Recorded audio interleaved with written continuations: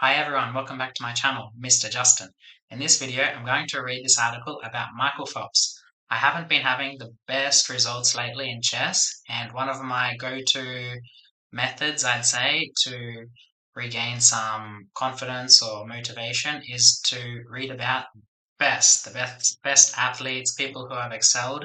I've actually read Michael Phelps's autobiographies twice each. He has two. One he wrote after 2008 Olympics and one after 2016 Olympics, and I highly recommend them. So anyway, let's get started. How Michael Phelps became the greatest swimmer of all time. We all know and love Michael Phelps. Okay, this is from a swimming site, so that's why it says we all love Michael Phelps. By the way, I'll put this link in the description, so if you want, you can read this article by yourself and then listen to my pronunciation and see how you go. He's the most decorated Olympian in history, with 28 medals, 23 of them gold. His career spanned 5 games, 2 decades of dominance. You're probably curious, what did Phelps do to become the greatest swimmer the world has ever seen? Today we're diving into how Michael Phelps became a superstar athlete who made history. Early years. Michael Phelps was born on June 30th, 1985 in Baltimore, Maryland. He started swimming at age 7 for 2 reasons. First, his older sisters, Hillary and Whitney, swam and he wanted to try the sport. The second, Phelps had a ton of energy as a kid and his mum felt that swimming could help him keep it under control. He discovered how much he loved swimming and ended up joining the North Baltimore Aquatic Club at age 10. Discovering his potential. Around this time, Phelps met his coach, Bob Bauman. As a coach for North Baltimore Aquatic Club, Bauman recognized Phelps's potential and started pushing him to train harder. By 1999, Phelps had made the US national B team. He was just 14. At 15, he turned pro, becoming the youngest male swimmer ever to do so. For the next 16 years, Bob Bauman and Michael Phelps traveled the world together, competing internationally, and eventually became household names. I don't remember if it's Bauman or Bowman. I'll say Bowman for now, or Bauman. I'll say Bauman. Coach Bauman was there when Michael made his first games in the 200-meter butterfly and represented Team USA in Sydney, Australia, and when he became the youngest swimmer ever to break a world record, winning the 200-meter butterfly at the 2001 World Championship trials. Coach Bauman coached Phelps through all 5 games and all 28 medals.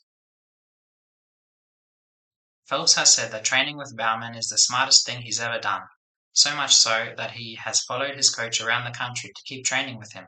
He followed Bauman from Maryland to the University of Michigan in 2004, when Bauman was named head coach of the school's varsity swimming program.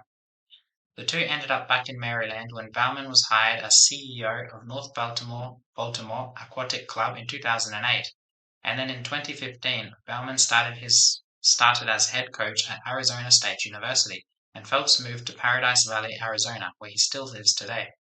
Training style. It's no secret that Phelps trained hard. You have to if you want to be the greatest swimmer in the world.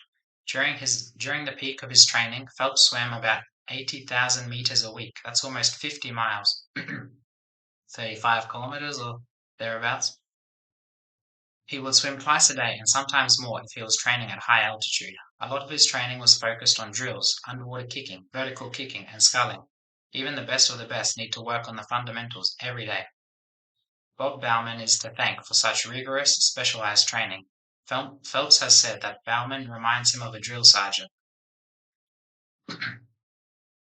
Dry land was a big part of Phelps' routine too.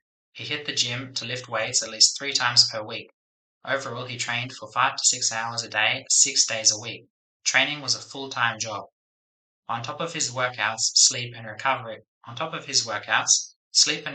were also an essential part of Phelps' training. Inadequate rest could impact his performance and leave him prone to injuries. Phelps has said that he would sleep at least 8 hours per night and take a 2 to 3 hour nap during the day. He would spend weeks at a time at the Olympic Training Center in Colorado Springs to reap the benefits of training at altitude. When he wasn't in the mountains of Colorado, he often slept in an elevation chamber in his bedroom. The diet of a champion. When you train as much as Phelps did, you're going to get hungry. and Phelps was definitely an eating machine.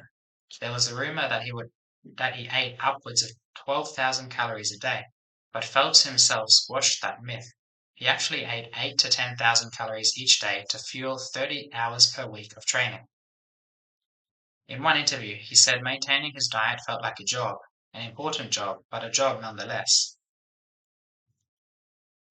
So what did a full day of eating look like for Phelps? According to a 2012 interview with Men's Health, Phelps would down a large ham and cheese omelette, a big bowl of oatmeal, fruit and coffee for breakfast. Lunch was often a hearty meatball sub. For dinner, Phelps piled his plate high with lean meats, whole grains, and lots of veggies. He often went back for seconds. Here's a visual representation of a typical food, although the meatball sub seems very small, so I'm guessing it's just, yeah, a representation, not what he actually ate, especially for lunch.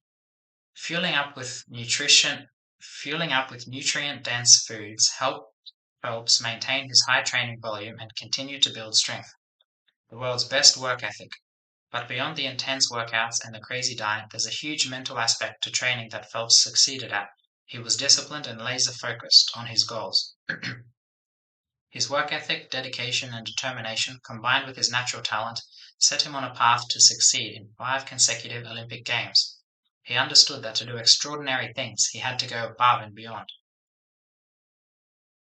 Bob Bauman has described Phelps as a solitary man with a rigid focus at the pool, but a caring, kind-hearted, and invested man in his personal life. This immense internal motivation set Phelps apart from others.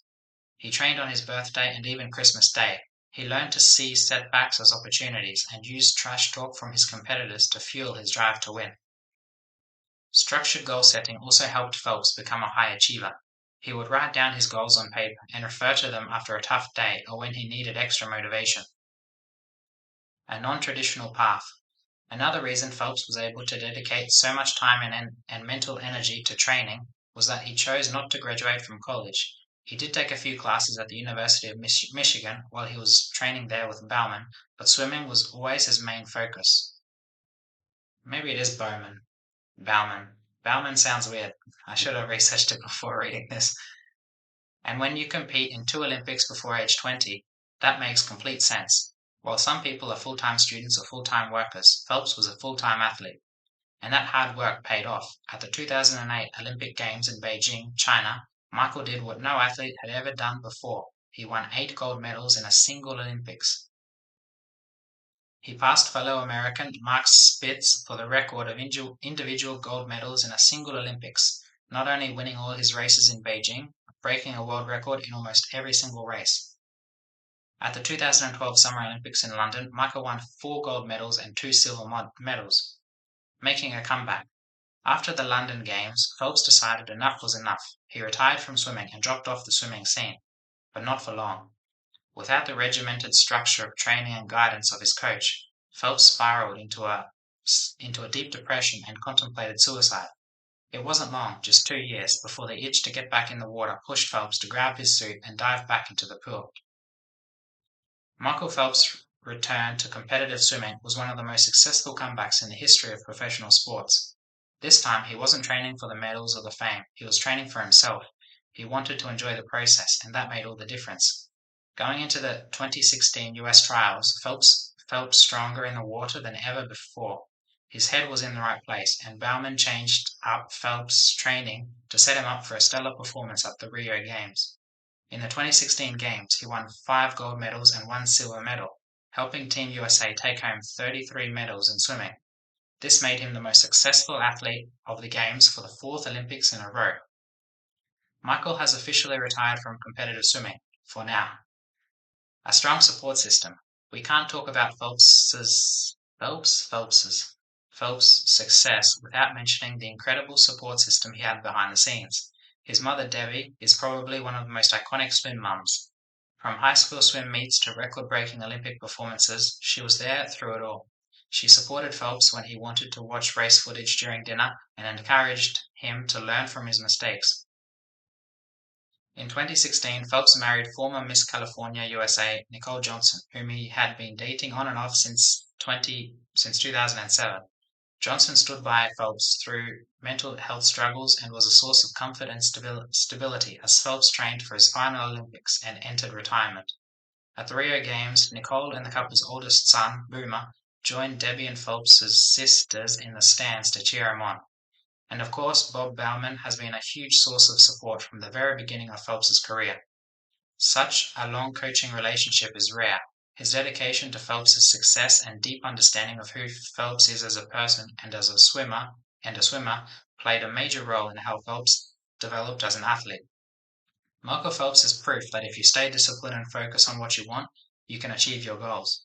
We hope you're inspired by his work ethic and can apply some of the principles Phelps used to achieve success to your own swimming journey. From finding a good coach to fueling your body properly to staying disciplined with your workouts, we can all take valuable lessons away from Michael Phelps's incredible career. And that's it. This was an article by, sorry, doesn't have the author at the top, at the bottom, tampoco, but I'll put a link to the article in the description. I hope that was interesting. Once again, I highly recommend reading his books. He's got 2 of them. Just Google Michael Phelps autobiographies, and they're very inspiring. One of the main facts that I remember is that he went basically 5 years without missing a single day in the pool. If I'm not mistaken, the only day he missed was when he had his wisdom teeth out, and he literally couldn't go in the pool. But he obviously worked out.